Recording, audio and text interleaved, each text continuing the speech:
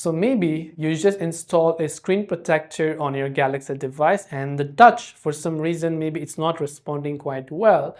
And then you want to learn how you can fix that. Well, in this video, we're going to learn how we can increase the touch sensitivity of your Galaxy device.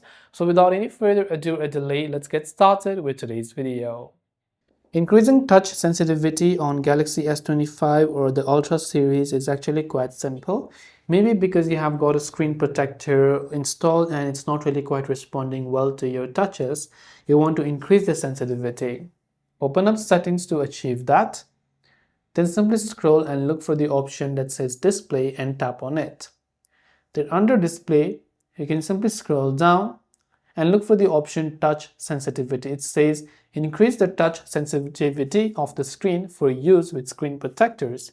So you can simply enable that, and next time your screen is going to be much more responsive to your touches. Even for fingerprint, if it's not working quite well, after using this setting, you should be able to make it enable. I hope the video helped you. If you have got any further questions, feel free to leave them down below. Thanks for watching and see you in the next video.